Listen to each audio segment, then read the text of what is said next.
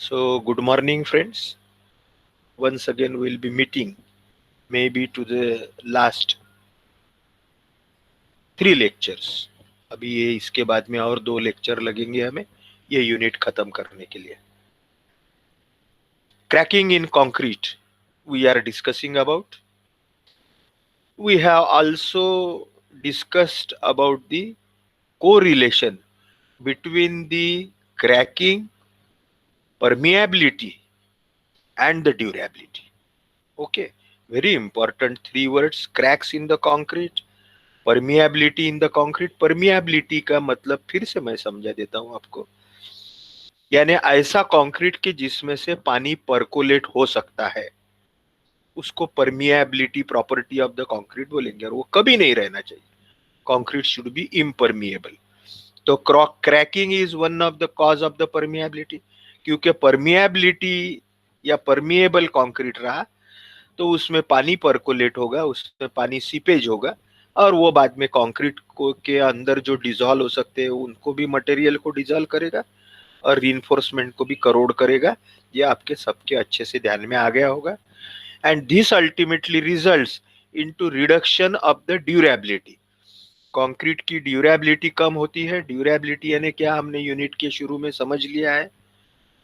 Durability is not only the life of the structure or the concrete, but durability is also related to the purpose for which that structure or that concrete is being casted. And if that purpose is not served or is not solved by the concrete, then you can say the concrete is not durable. और दूसरा बहुत important है कि ये durability जैसे जैसे कम होती जाती है वैसे वैसे स्ट्रेंथ भी कम हो जाती है कंक्रीट की, और स्ट्रेंथ कम होती है तो उसके ऊपर जो लोड आता है वो लोड से वो कंक्रीट और फेल हो सकता है और क्रैक्स हो सकती है. तो ये ऐसी साइकिल है सब. तो क्रैकिंग को कैसे कम कर सकते हैं, एलिमिनेट कर सकते हैं, ये पहले इन शॉर्ट देख लेते और फिर उसके पैथोलॉजी की तरफ में जाते हैं. पहले prevention and then the care. So use proper subgrade preparation. Concrete हम जहां भी करने वाले हैं, जैसे रोड का कंक्रीट है, एखादे कैनॉल के लाइनिंग का कंक्रीट है, या एखादी स्लैब भी है, तो वो जो कंक्रीट है उसके नीचे जो मटेरियल आने वाला है जिसको सब ग्रेड करके बोलते हैं, उसको अच्छे से बनाइए, यानी उसको अच्छे से कॉम्पैक्ट कीजिए, उसको वाटरिंग कीजिए, पानी डालिए, गीला रखिए. सब ग्रेड वो माटी का सब ग्रेड रहे, सॉइल का रहे, या वो एखादे बार फॉर्म वर्क होगा स्लैब का वगैरह, तो उसको यूनिफॉर्म सपोर्टिंग फॉर्म वर्क वगैरह अच्छा रहना चाहिए, उसमें क्रैक्स नहीं रहना चाहिए. प्रॉपर सब base material at adequate moisture content, पानी रहना चाहिए. सबग्रेड को मेनली अच्छा कॉम्पैक्ट करना चाहिए, हार्ड करना चाहिए, और उसको वेट, WET वेट यानी मॉइस्चर रखना चाहिए, so that it should not absorb the water from the concrete. Minimize the water content, that is the important thing we are learning again and again, that use as a minimum water as possible. Minimize the water content, you can maximize the size and amount of the coarse aggregate. वो आप बढ़ा सकते हैं, लेकिन again limiting to the strength. And use low shrinkage aggregate. Again lowest amount of the water required for the workability. वर्कैबिलिटी के लिए ही पानी लगता है, तो आप कम से कम पानी यूज कीजिए, और you can use the admixtures to increase the वर्कैबिलिटी.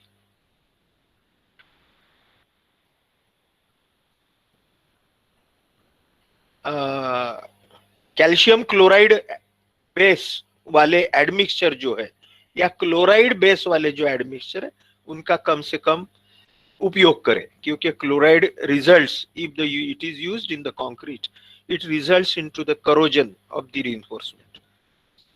Prevent rapid loss of the soil moisture, है ना. धीरे धीरे अभी ये समझ आपको मैं क्या बोल रहा हूँ कौन से रिलेटेड है, ये अभी धीरे धीरे आपको ध्यान में आना चाहिए.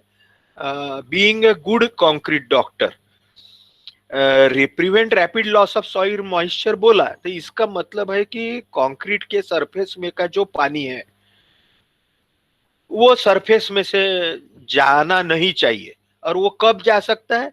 When the atmospheric temperature is more than the concrete temperature. और ये कब हो सकता है? ये समर में होता है। तो इसलिए ये जो loss of the surface moisture, क्योंकि इसे सरफेस श्रिंकेज होता है, और surface shrinkage ultimately results into the surface shrinkage और द प्लास्टिक श्रिंकेज क्रैक्स। तो ये नहीं होना चाहिए। इसलिए जो भी हमें कि भाई immediate spray some moisture, some water droplets, apply some curing agent, या प्लास्टिक शीट उसके ऊपर डालिए, उसके ऊपर में उसका शेड बनाइए। Provide contraction joint at reasonable interval. Concrete को श्रिंकेज की प्रॉपर्टी है, तो वो कॉन्ट्रैक्ट होता है, तो वो कॉन्ट्रैक्ट होता है तो उसमें क्रैक्स तो होना, कुछ ना कुछ तो क्रैक्स होना, ये बिल्कुल नेचुरल है। तो ऐसे क्रैक होने की बजाय पहले ही उसमें जॉइंट प्रोवाइड कीजिए, ताकि वो श्रिंक होने के बाद में क्रैक्स ना होना, और वो विद इन दो जॉइंट्स इट विल श्रिंक। ये joints generally 30 times the slab thickness distance पे दिए जाते हैं, है ना। थोड़े थोड़े नई नई चीजें हैं, लेकिन अभी ये पक्की ध्यान में रखिए। कॉन्ट्रैक्शन जॉइंट हम देते हैं, और मैंने आपको बताया था कि ऐसे एक्सपांशन जॉइंट भी देते हैं। यही these the same joint acts as a expansion joint, क्योंकि दुबकाले में टेम्परेचर बढ़ता है तो रीइंफोर्समेंट की लंबाई बढ़ती है, वो एक्सपांड होते हैं, और थोड़ा सा कंक्रीट को भी एक्सपांड करते हैं। तो वो एक्सपांशन बैलेंस करने के लिए जॉइंट हम देते हैं। आप देखिए रोड का वर्क देखते होंगे तो उसमें जॉइंट आपको दिखेंगे। Also provide isolation joint to prevent the restraint from adjoining element of the structure, है ना। बहुत बड़ी बड़ी जो बिल्डिंग रहती है, तो ये बिल्डिंग में भी वर्टिकल आइसोलेशन जॉइंट दिया जाता है। और वो जॉइंट इसलिए है कि बिल्डिंग क्योंकि कंक्रीट की बनती है, उसमें श्रिंकेज और एक्सपेंशन होता ही है, तो वो बिल्डिंग में क्रैक ना आए, इसलिए वर्टिकल जॉइंट देते हैं। एक आधे बार आप लोग जब कॉलेज में आएंगे तब मुझे याद दिला देना, मैं आपको कॉलेज में बताऊंगा कि ये आइसोलेशन जॉइंट अपने कॉलेज के बिल्डिंग में कहाँ दिए है। Prevent extreme changes in temperature, concrete का टेम्परेचर में बढ़ोतरी ना हो या कम ना हो जल्दी, इसके लिए कुछ तो भी केयर लीजिए। Minimise cracking on top vapour barriers, यानी ऊपर से उसको पानी से कवर कीजिए, एखादी प्लास्टिक की शीट डालिए, या बहुत इंपॉर्टेंट कंक्रीट यदि होगा तो 100 mm थिक यानी 10 सेंटीमीटर के layer of the slightly damp compactable drainable fill, यानी ऊपर से एखादे सॉइल या वेट मटेरियल से उसको कवर कीजिए। या एखादे बार कंक्रीट यदि पॉलीथिलीन शीट के ऊपर में भी हम डालते हैं, क्योंकि सब बेस में पानी एब्जॉर्ब ना हो, तो वो भी केयर लीजिए। प्रॉपरली प्लेस, ये बहुत इंपॉर्टेंट है। Placing, consolidation means compaction, finishing and the curing of the concrete. Avoid using excessive amount of the cementitious material, है ना। सीमेंट का वापर उतना ही कीजिए कि जितना कंक्रीट मिक्स डिजाइन में दिया है, या जो हमारे को as per Indian standard IS 456 वगैरह बताता है, वो ग्रेड के लिए। क्योंकि ज्यादा सीमेंट यूज किया यानी बहुत अच्छा कंक्रीट बन गया, ऐसी कोई बात नहीं है। On the contrary, use of the more cement will result in more creation of the heat of hydration, and more creation of heat of hydration will ultimately result in the formation of the cracks, that is the shrinkage and the cracks. So you use optimum amount of the cementitious material, not excessive amount. Consider using shrinkage reducing admixture, ये यदि मिलते हैं तो इसको जरूर use कीजिए। Shrinkage reducing admixture ये आते हैं लो हीट कंक्रीट में वगैरह, हम इसको यूज करते हैं ताकि it reduces the drawing shrinkage. Again last but not the least, very important is the use of the fibers. Use synthetic fibers to control the plastic shrinkage cracks, है ना। हमने फाइबर रिइंफोर्स कंक्रीट करके पढ़ा है, तो concrete में fibres use कीजिए ताकि जो सरफेस में या प्लास्टिक श्रिंकेज, कंक्रीट श्रिंक होता है, मैंने तब आपको बताया था कि concrete is a heterogeneous material, so while it shrinks the cement and water paste shrinks, the aggregate does not shrink. तो उसमें अनइवन श्रिंकेज होता है और उसके कारण उसमें टेंसाइल स्ट्रेसेस फॉर्म होती है सरफेस में और inside also of the concrete, और उसके कारण क्रैक्स जो ऑलरेडी है और नई भी क्रैक्स फॉर्म होती है। तो इसलिए उसमें फाइबर, यदि हमने एक आधा दो कंक्रीट के जॉइंट के बीच में रस्सी बांध दिया फाइबर के फॉर्म में, तो it will prevent in formation और एक्सटेंशन ऑफ द क्रैक्स। ठीक है, अभी हम हमारे आगे में चलते हैं, tools for evaluation of the concrete structure. यानी in now we are in the role of the doctor of concrete और कंक्रीट स्ट्रक्चर। तो एखादे कंक्रीट स्ट्रक्चर को, कोई भी बिल्डिंग रहे, कोई डैम रहे, ब्रिज रहे, तो इसमें कोई डिस्ट्रेस है या डैमेज है, ये कैसे पता चलेगा? तो ये कैसे, अब वन बाय वन डिस्कस करते हैं और उसके बाद में हम ट्रीटमेंट की तरफ जाते हैं। Visual inspection and the observation.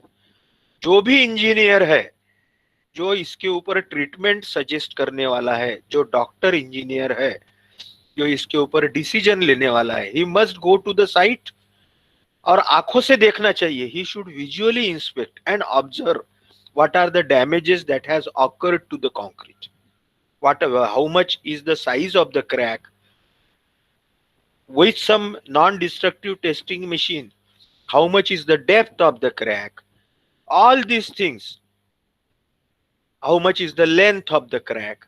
Okay, so length, width and the depth, according to that what is the type of the treatment needed that he can suggest. Questioning of the concern personal, है ना, site के ऊपर जो लोग रहते हैं वो लोगों को आपने सवाल पूछना चाहिए कि भाई साहब ये कब से क्रैक आपको दिख रही है, कंक्रीटिंग होने के बाद में ये क्रैक कब हुई, आपने बराबर वाइब्रेशन किया क्या, आपने क्यूरिंग किया क्या 28 डेज, कि बस 7 दिन के बाद में छोड़ दिया। ऐसा all these questions which are related to the formation of the cracks और for the distress, you must ask to the site engineer. You don't hesitate, है ना, आप डॉक्टर करके जा रहे हैं और उसको भी पेशेंट को ट्रीटमेंट देना है, तो पेशेंट ने भी डॉक्टर को सही सही बात बताना चाहिए और डॉक्टर ने भी पूछने को संकोच नहीं करना चाहिए। Scrutiny of the field data and records, यानी साइट के ऊपर में हम जो भी कंक्रीटिंग करते हैं, जो भी स्ट्रक्चर कंस्ट्रक्ट करते हैं, तो वहां पे हर चीज का डाटा हम वहां पे लिखते हैं कि आज कितना कंक्रीट हुआ, कितना सीमेंट यूज किया, what is the water cement ratio, what is the slump of the concrete, cube cast किया तो वो क्यूब कास्टिंग डेट, टेस्ट किया होगा तो टेस्टिंग, ऑल दिस सीमेंट का रिकॉर्ड रहता है साइट के ऊपर में, है ना। इसलिए मैंने अभी, हमारा एक दोस्त है, उसको बोला कि तेरा गांव जो है वो आसोला मेंढा के पास में है, आपको भी बोलता हूँ, क्या आपके भी गांव के आसपास कोई स्ट्रक्चर होते होंगे, कोई काम चालू होंगे, तो आप जरूर जाइए साइट के ऊपर में। वो इंजीनियर जो भी साइट इंचार्ज होंगे उनको विनम्रता से बोलिए, तो वो आपको सब ये चीजें समझा देंगे, कौन सा साइट पे डाटा रहता है, रिकॉर्ड है, क्या है। डिजाइन भी चेक कीजिए, क्योंकि कभी कभी क्या होता है कि सिर्फ क्वालिटी बैड रहने से क्रैक्स नहीं आती, स्ट्रक्चरल, यदि structural design if it is faulty then it also results into the crack. For assessing the cracks do some non destructive testing, NDT, है ना। अभी 2 नॉन डिस्ट्रक्टिव टेस्टिंग सबसे आखिरी में हम पढ़ने वाले। तो आजकल ये बहुत डेवलप हुए हैं एनडीटी, इसके हिसाब से आप कंक्रीट का एक्सरे निकाल सकते हैं, कंक्रीट का आप अल्ट्रासोनिक टेस्ट कर सकते हैं, उसको ठोक के, एक हमारे पास हैमर रहता है, उससे हम उसकी कॉम्प्रेसिव स्ट्रेंथ भी पता कर सकते हैं, and the various other equipments are there. Extraction of the cores and testing, जो कंक्रीट हो चुका है या जिसपे क्रैक्स वगैरह है, तो उसके कोर भी हम कट कर सकते हैं, यानी वो कंक्रीट का टुकड़ा निकाल सकते हैं सर सिलिंड्रिकल शेप का, और उसको हम टेस्ट कर सकते हैं, उसका सब हम कंप्रेसिव स्ट्रेंथ लेंगे, उसकी परमिएबिलिटी भी टेस्टिंग करेंगे, उसमें कौन सा मटेरियल है वो भी करेंगे, और कोई लेबोरेटरी सप्लीमेंट्री टेस्टिंग की गरज है तो वो भी कर सकते हैं। Load testing of the structural member, वो स्ट्रक्चर को आर्टिफिशियली लोड अप्लाई करके उसकी स्टेबिलिटी भी हम चेक कर सकते हैं, the general approach adopted for pre repair evaluation of the distressed concrete structure, यानी ये करने के बाद में भी, रिपेयर करने के पहले और क्या हमारा अप्रोच रहना चाहिए, वो हम शॉर्ट में देखते हैं। मैंने आपको बताया वैसे रिबाउंड हैमर टेस्ट है जो हमारे सिलेबस में है, वो हम करके देख के कॉम्प्रेसिव स्ट्रेंथ पता कर सकते हैं जो कंक्रीट हुआ है। नॉन डिस्ट्रक्टिव टेस्टिंग है, इससे जो किया हुआ कंक्रीट है उसको कोई क्रशिंग या इससे कोई नुकसान नहीं होगा। दूसरी बहुत इंपॉर्टेंट टेस्ट है वो पल्स अल्ट्रासोनिक टेस्टिंग मशीन है, या अल्ट्रासोनिक पल्स वेलोसिटी टेस्ट करके बोलते हैं। तो इससे कंक्रीट के अंदर की जांच कर सकते हैं आप कि how is the concrete inside the surface of the concrete, अंदर में कंक्रीट में वाइड्स है कि नहीं है, कि कॉम्पैक्ट कंक्रीट है, होमोजीनियस है, वो है। पुल आउट टेस्ट है, कंक्रीट से कोर पुल कर सकते हैं। पुल ऑफ टेस्ट है, कार्बोनेशन पता कर सकते हैं कितने डेप्थ तक हुआ है, कार्बोनेशन मैंने आपको समझाया है, कार्बोनेशन टेस्ट। कवर मेजरमेंट मैंने आपको बताया कि the cover to the reinforcement inside the concrete is very important. That cover should be minimum, जो भी इंडियन स्टैंडर्ड 456 में दिया है, लेकिन ऐसे generally it should not be less than 2.5 centimetre या 25 मिलीमीटर, ये कभी भी ध्यान में रखना। कोई भी रीइंफोर्समेंट है कंक्रीट में दिया हुआ तो कवर ये 2.5 सेंटीमीटर से कम नहीं रहना चाहिए, ये ध्यान में रखना, to avoid the carbonation effect and also to from the permeability and seepage point of view. Break off test करके एक टेस्ट है, एंडोस्कोपी जैसी हम बॉडी की करते हैं वैसे कंक्रीट की भी कर सकते हैं। रडार टेक्निक है, rapid chloride alkali and sulphate की कंक्रीट की ड्यूरेबिलिटी या कंक्रीट का रीइंफोर्समेंट के करोजन निकालने के लिए rapid chloride alkali and sulphate test are there and some kits are there for that purpose. X ray diffraction analysis, differential thermal analysis, chloride permeability test, optical scanning microscopy, again chloride, compressive strength, density and modulus of elasticity determination on core sample, load testing, extraction of cores and the testing. In addition to above, some test के cement content of harden concrete ये भी आजकल निकाल सकते हैं कि concrete जो हुआ है उसमें ईमानदारी से सीमेंट डाला है कि कम डाला है कि ज्यादा है, वो भी आजकल बिल्कुल 5 साल के बाद में निकाल सकते हैं, 10 साल के बाद में भी कंक्रीट होने के बाद।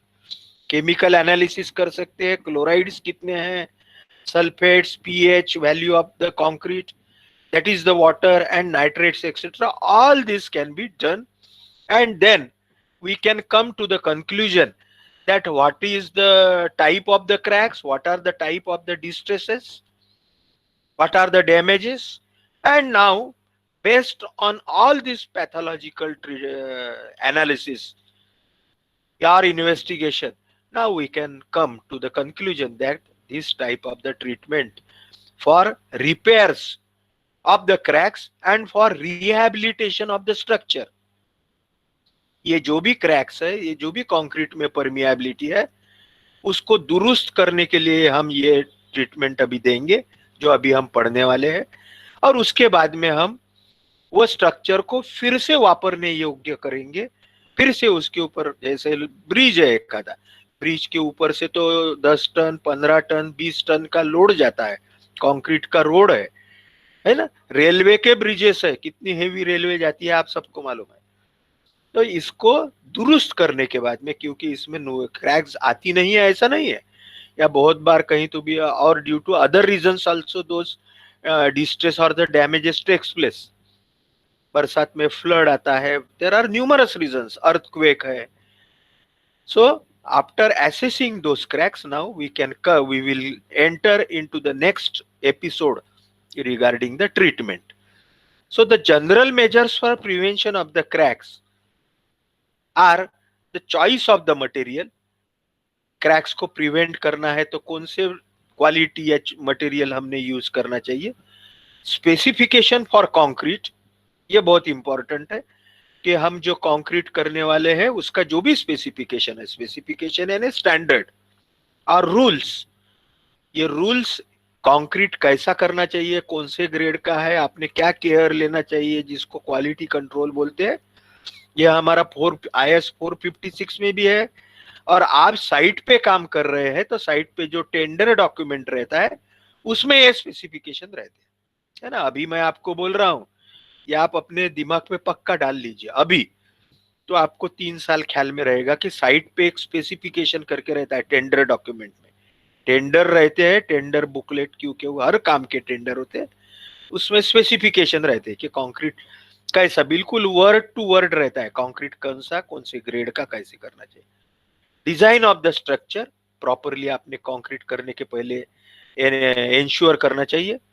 कंस्ट्रक्शन टेक्निक्स एंड प्रैक्टिसेस, जो मैंने मेथोडोलॉजी वर्ड यूज करता हूँ हरदम, so construction techniques and practices, all this in short should be taken care of for prevention of the cracks in short.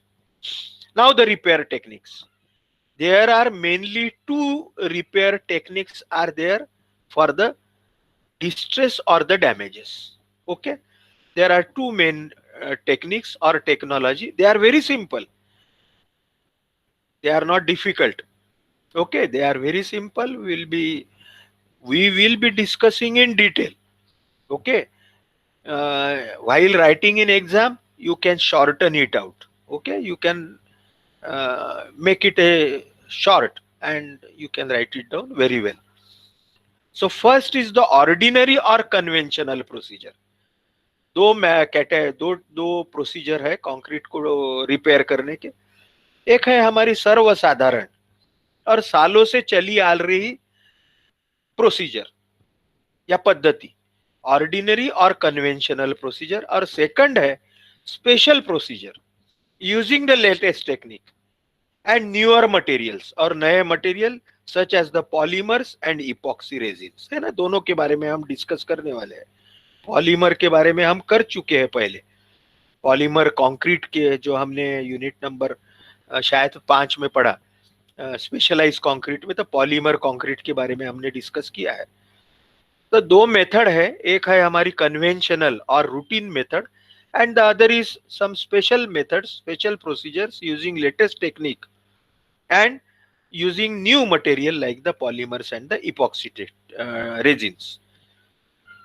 We will first see ordinary or the conventional method.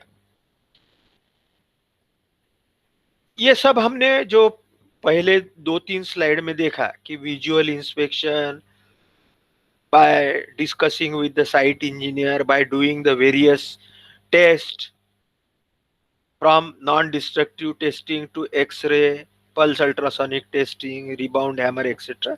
Now we have seen the seriousness and the extent of the cracks. Okay, so now we can decide whether that cracks, that damage needs the ordinary procedure or that needs a specialized procedure. If the cracks are not so much serious and they can be repaired and the structure can be reused immediately, the depth of the cracks are not that much deep, सब ऊपर में ही है, superficial है, तो हम उसको ordinary procedure से repair करेंगे। लेकिन यदि हमारे ध्यान में आ गया कि नहीं नहीं, ये क्रैक तो बहुत डीप है, इसकी लेंथ बहुत ज्यादा है, क्रैक की विड्थ भी ज्यादा है, इसको यदि ऑर्डिनरी ऊपर से ही छाप छुप कर देंगे तो ये परमानेंट डैमेज हो जाए और ये फिर से रिपेयर करना पड़ेगा, तो तब हम we will go for the special procedures. So for the superficial or the fine cracks, superficial or fine cracks, or unimportant cracks or less important cracks, they can be removed or repaired by treating the surface with whitewash. है ना, white wash है या हम जो चूने से सफेदी करते हैं, क्योंकि चूना calcium oxide is also one of the binding material, तो उससे भी वो क्रैक्स रिपेयर हो सकती है, दब सकती है, उसमें चूना जाएगा तो उसमें वो क्रैक्स को उतने, लेकिन उतनी बारीक ही रहना चाहिए. सॉफ्ट डिस्टेम्पर्स, सिलिकेट सीमेंट पेंट्स, स्नोसेम और एक्वासेम एक्सेट्रा. ये एकदम सिंपल हो गए ना, आजकल आप टीवी के ऊपर में भी ऐड देखते हैं बहुत सारे पेंट के कि कहीं लीकेज है, कहीं सीपेज है, तो वो बोलते हैं कि ये पेंट से आप रिपेयर कीजिए तो आपका ये सीपेज और लीकेज कम हो जाएगा, कंट्रोल हो जाएगा। Again that is nothing but the repairs to the distress और डैमेज। तो उसमें से ये सबसे सिंपल कि आप उसको व्हाइट वॉश कीजिए। सॉफ्ट डिस्टेम्पर जो रहता है व्हाइट वॉश से और अच्छा बाइंडिंग मटेरियल और कलरिंग मटेरियल डिस्टेम्पर बोलते हैं, ऑयल बाउंड या वाटर बाउंड डिस्टेम्पर, उससे पेंटिंग कीजिए। या और बाद में ऑयल पेंट जिसको बोलते हैं, सिलिकेट सीमेंट पेंट्स, स्नोसेम और एक्वासेम एक्सेट्रा, इनको यूज करके you can repair and minimize the cracks, but these cracks are superficial, fine cracks and not much serious cracks or not at all serious cracks, है ना। Much वगैरह नहीं, बिल्कुल उसमें simple सादे आंखों से पता चलता है कि ये ऊपर ही ऊपरी क्रैक है तो कोई हरकत नहीं। लेकिन और थोड़े आपको ऐसा लगता है कि इसको जरा ज्यादा ख्याल देने की जरूरत है, तो और थोड़ा अपन उसको रिपेयर कर सकते हैं। For that purpose again under ordinary procedure, हाँ, स्पेशल प्रोसीजर तो हम बाद में देखने ही वाले। तो उसमें हम क्या कर सकते हैं कि वो जहां क्रैक है, that surface needs to be prepared. The cracked and the deteriorated area are cut or chipped out to the solid concrete।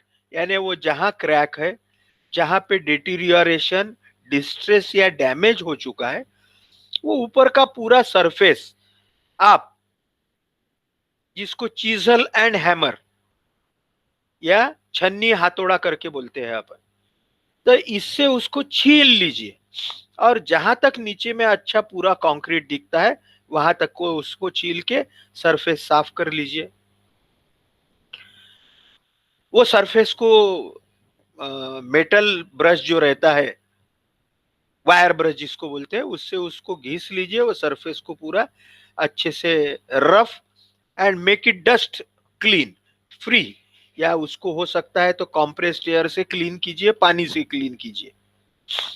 और बाद में फिर उसको आइदर मॉर्टर बनाइए, mortar of the cement and the sand, और cement and very fine aggregate like the 5 mm cement sand and the 5 mm aggregate, either cement or other material like the resins, है ना। ये फिर से एक chemical material है, तो ये रेजिन्स को जो बाइंडिंग ही मटेरियल है, with the help of this resins prepare the mortar.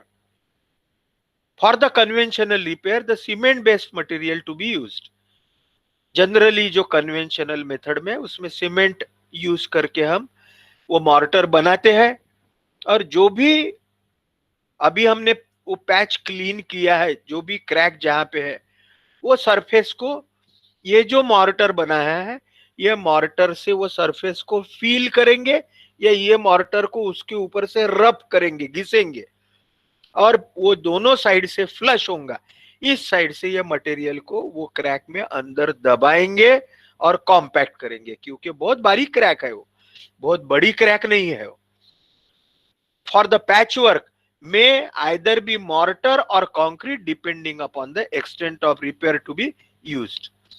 How this material that is made up either of the cement, water and the fine aggregate, or cement, water, fine aggregate and the 5 mm aggregate concrete, or cement, resin or resin, fine aggregate and 5 mm aggregate, इसका mortar बना के अभी हमने surface clean कर लिया, air jet से clean किया, जहां क्रैक थी पानी से भी क्लीन किया, उसको ड्राई किया, और उसको बाद में वो पैच जो है, वो पैच को हम either with the help of all this dry ingredients उसको पैक करते हैं वो क्रैक के ऊपर में, या थोड़ा सा वेट पानी डाल के उसको पैक करेंगे, या कंक्रीट से रिपेयर करेंगे, मॉर्टर से रिप्लेस करेंगे, कंक्रीट से भी रिप्लेस कर सकते हैं।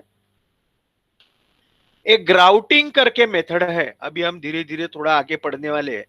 यदि क्रैक थोड़ी डीप है तो सीमेंट, वाटर इसकी पेस्ट बनाएंगे, या सीमेंट, वाटर और बहुत फाइन एग्रीगेट, इसकी पेस्ट बनाएंगे और वो पेस्ट को कॉम्प्रेस्ड एयर से जहां क्रैक है उससे इंजेक्ट करते हैं, इंजेक्ट, उसको ग्राउटिंग करके बोलते हैं।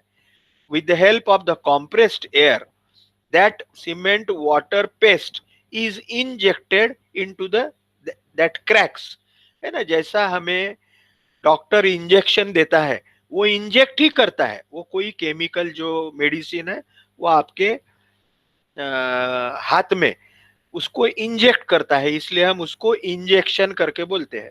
वैसे ही ग्राउटिंग करते वक्त भी इंजेक्ट किया जाता है। और क्या इंजेक्ट करते हैं?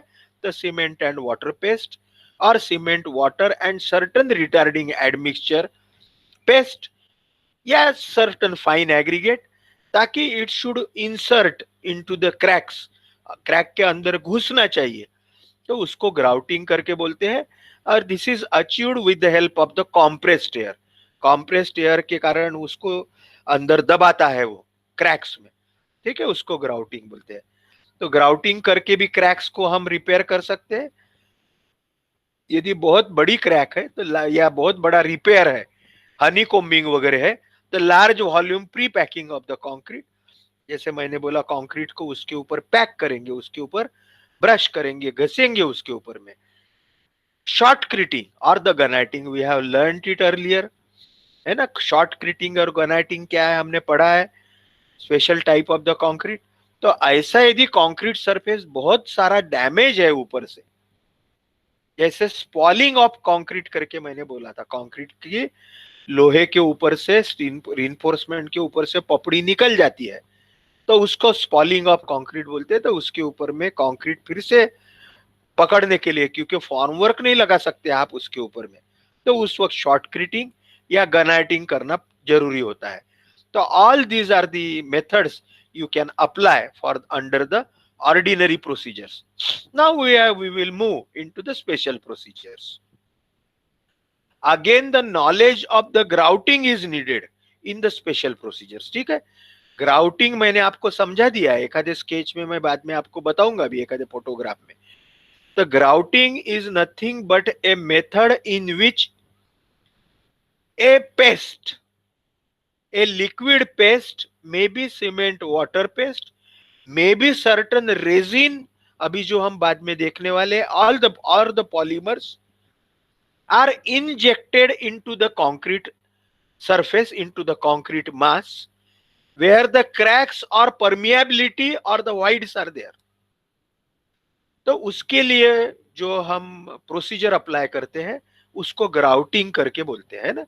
जाते जाते यानी एक प्री आइडिया दिया, ये ग्राउटिंग करने के लिए क्या करना पड़ेगा आपको, ये जो सीमेंट और वाटर की स्लरी है या जो भी पॉलीमर्स और रेजिन्स है, ये कंक्रीट के अंदर घुसना चाहिए, इसलिए उसमें कंक्रीट में छेद करना पड़ेगा। छेद करने के बाद में उसमें पाइप वगैरह डाल के, ताकि वो छेद वाला पाइप ऐसा डालते हैं या उसमें इंजेक्ट करेंगे, ताकि वो जो इंजेक्ट किया हुआ मटेरियल वो आजू बाजू में स्प्रेड होगा और क्रैक्स को भरने का काम करेगा। ऐसे यदि हमने बहुत सारे होल किए कंक्रीट के ऊपर में जिसको रिपेयर करना है, इक्विडिस्टेंट होल, और उसमें से इंजेक्शन किया, ग्राउटिंग किया, तो पूरा कंक्रीट सरफेस क्रैक फ्री और इम्परमिएबल बनेगा, ठीक है। तो इसको ग्राउटिंग करके बोलते हैं। Now there are in special procedures the various polymers are used, various polymers are used. We have seen earlier, polymers are nothing but the organic compounds. They are made up of the monomers. Monomers are bounded together or chemically reacted together to form the polymers. They are nothing but the hydrocarbons. Okay, तो उनको chemically react करके उनका polymer बनाया जाता है। And these are nothing but various types of the resins, nylons, plastics are the examples of the polymers. So in repair and maintenance of the concrete building and other structures, the role of polymer is very important. The polymers used in concrete repair principally consist of two different type of the material. दो type के polymer use करते हैं. Polymer used as modifier for cementing system.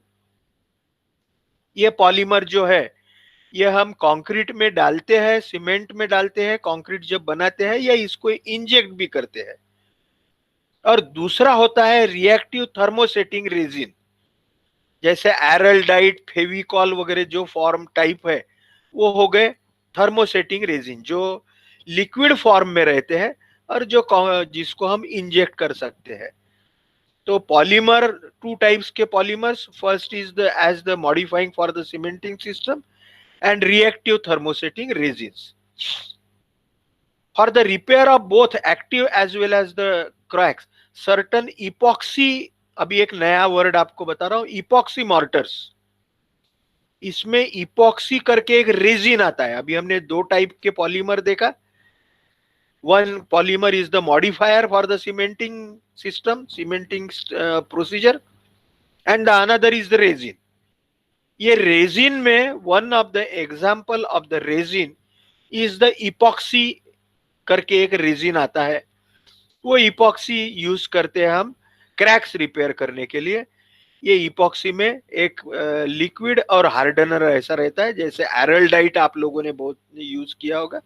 दोनों को mix करना पड़ता है और उसको सैंड के साथ में मिक्स करने के बाद में उसको एक तो क्रैक्स में मैन्युअली भरेंगे या इंजेक्ट करेंगे with the help of the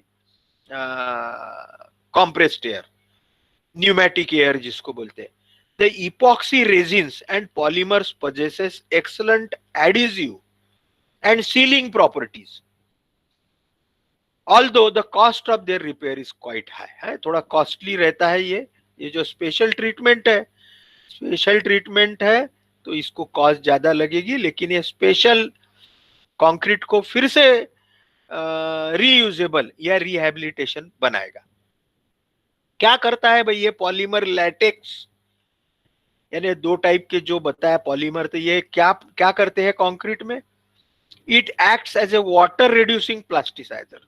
concrete में यूज किया तो it serves the purpose of reducing the water cement ratio कम करता है. provides a good bond between the repair mortar and the concrete surface being repaired. है ना, जैसे फेविकॉल आपको मालूम है या एरल्डाइट किसी ने यूज किया होगा, फेविक्विक है. तो ये these are all the examples of the resins or the polymers. तो ये बॉन्ड बहुत अच्छा प्रोड्यूस करते हैं, कंक्रीट को अच्छा इंग्रेडिएंट को पकड़ के रखते हैं.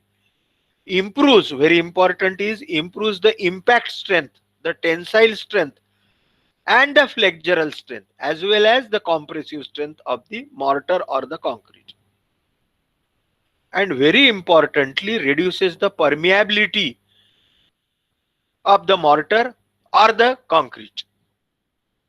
ठीक है, अभी हम we will be learning the two types of the polymers. The first is the polymer latexes and the second is the polymer resins. और उसको कैसा यूज करते हैं ये हम देखते जाते हैं. ठीक है, भले ही हम बहुत डिटेल में पढ़ रहे हैं, एग्जाम में हमें जो शॉर्ट नोट आई तो we should be able to write down in short what we are discussing today. There are different types of the polymer latexes, जैसे polyvinyl acetate PVA, styrene butadiene rubber SBR, polyvinylidene dichloride PVDC, acrylics and modified acrylics, generally styrene acrylics, है ना. ये बहुत सारे these are nothing but like the plastics, जैसे PVC बोलते हैं, polyvinyl chloride, PVC करके बोलते हैं ना, PVC प्लास्टिक की शीट वगैरह आती है.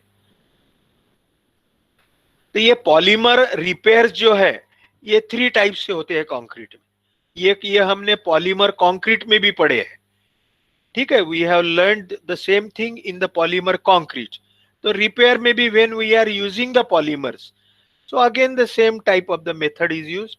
The polymer impregnated concrete PIC, polymer cement concrete PCC, and the polymer concrete PC. फिर से these are not only used for producing and creating the concrete, but these are also used for the repairs purpose, because these have the property of early setting, early hardening, give improves the impact strength, compressive strength, tensile strength, flexural strength. Okay, all these are the properties, and mainly the it improves the impermeability. permeability कम करता है, durability बढ़ाता है. Polymer यानी क्या है, बिल्कुल short में हम देख लेते हैं. Polymer is the chemical compound. Monomer रहते हैं, monomers are there. These monomers are either they are chemically bonded और with certain heating arrangement etcetera, या उसको हीट अप्लाई करके मोनोमर्स बॉन्ड होके कंबाइन होके उसके पॉलीमर बनते हैं. ठीक है. The naturally occurring polymer is the rubber. जो हमारे नैसर्गिक रीत्या पॉलीमर मिलता है उसका एग्जाम्पल है रबर. और बाकी जो प्लास्टिक हम बनाते हैं, जो मैंने आपको एग्जाम्पल दिया, plastics, resins, these are all the nothing but the polymers. So polymers are basically produced by the monomers. Monomer यानी मोन, मोनो वन, और पार्ट, मर यानी पार्ट, तो उसके लोग मोनोमर बोलते हैं. पॉलीमर यानी पॉली यानी many, part. So therefore they are called as the polymers. Wherein the monomers, again certain monomers like the vinyl chloride है ना, मैंने आपको बताया इसका पॉलीमर बनेगा पॉलीविनिल क्लोराइड. पीवीसी प्लास्टिक करके अपन ऐड देखते हैं, पॉलीविनिल क्लोराइड. तो विनिल क्लोराइड मोनोमर से polymerises to polyvinyl chloride. Glucose polymerises to starch, cellulose, glucans etc. Amino acids polymerizes to polymerize into peptides, polypeptides and proteins. So all these are the simple examples of this. So over and all, polymer is the chain of the unspecified number of the monomers held together by the covalent bond. है ना, आपने bonds बहुत सारे पढ़े हैं, covalent, coordinate, electrovalent etc. The two major type of the polymerization are the step growth polymer and chain growth. बहुत detail में जाने की जरूरत नहीं है, ये सिर्फ आपने उसको पॉलीमर क्या है वो समझने के लिए है. वो हमने अभी इन शॉर्ट, मुझे लगता है common examples of the polymer मैंने आपको बहुत सारे बताए. यहाँ पे लिस्ट भी है. पॉलीप्रोपिलीन, पॉलीप्रोपिलीन फाइबर करके हमने पढ़ा है, polypropylene fibres, polypropylene polymers, carpet, upholstery, polyethylene low density LDP sheet हम यूज करते हैं, polyethylene high density HDP sheet है ना, लाइनिंग में वगैरह यूज करते हैं. या आजकल डिटर्जेंट बॉटल, टॉयज और जो प्लास्टिक बैग्स है, तो वो गवर्नमेंट ने पॉलीइथिलीन हाई डेंसिटी ये किया है. So all the various examples of the this thing are there. Now the polymer based repair में फिर से हम आते हैं. जैसे उसमें था कि as we have discussed earlier, that it improves the impact, compressive, tensile strength, then the impermeability, या permeability कम करता है. तो how they are used? The first is polymer impregnated concrete. यानी concrete करने के बाद में, after the concrete is being done by the regular processes, as the concrete hardens, उसके बाद में वो कंक्रीट में ये जो पॉलीमर्स है, ये पॉलीमर को आइदर ग्राउटिंग से उसको इम्प्रेग्नेशन करते हैं, उसमें घुसाते हैं फोर्स से. कंक्रीट में जो भी क्रैक्स वगैरह होगी हार्डन्ड कंक्रीट में, एक तो नए कंक्रीट में या पुराने कंक्रीट में, रिपेयर्स एंड रिहेबिलिटेशन में, impregnation means insertion by force. So monomers are inserted, impregnated or grouted into the concrete, and then their monomers are polymerized by the radiation. After then the monomer उसमें inject करने के बाद में उसको with certain ultraviolet rays or the any other types of the rays, microwave rays etc. They are passed through the concrete. Radiation बोलेंगे, या उसको by the application of the heat, by giving heat to that concrete with certain application, with certain means, so that the monomers gets converted into polymers, or with the use of the certain catalyst. And after those gets converted into polymers, they become impact resistant, hard, concrete के अंदर की cracks पूरी fill कर डालता है, voids fill करता है, impermeable करता है, तो नेचुरली उसकी स्ट्रेंथ बढ़ेगी, दोनों भी बढ़ेगी, कॉम्प्रेसिव भी बढ़ेगी, टेंसाइल भी बढ़ेगी। इसका एक एग्जांपल है sulphur impregnated concrete using commonly available pure sulphur may provide a practical and expensive substitute to PIC, that is the polymer impregnated concrete. Then polymer cement concrete, wherein the monomer is added during the mixing of Portland cement. Concrete जब बनाते हैं, when the concrete is being prepared, along with the other three ingredients, Portland cement, water and the aggregate, and also admixture if any, the polymers are also added. And then this polymer, after the concreting sets, after the concreting hardens, after the concrete hardens, the polymerization process is being applied. That is again radiation exposure or the heat exposure, and the curing of the concreting is being done so that polymers are prepared. Then polymer concrete is the last option, that is wherein the composite material obtained by adding the polymer, its precursor to the aggregate, and polymerizing or curing, यानी aggregate में polymers add करेंगे, यानी ऐसे ही है polymer cement concrete जैसा, polymer concrete में aggregate में polymer add करेंगे, and those aggregates are used into the concrete.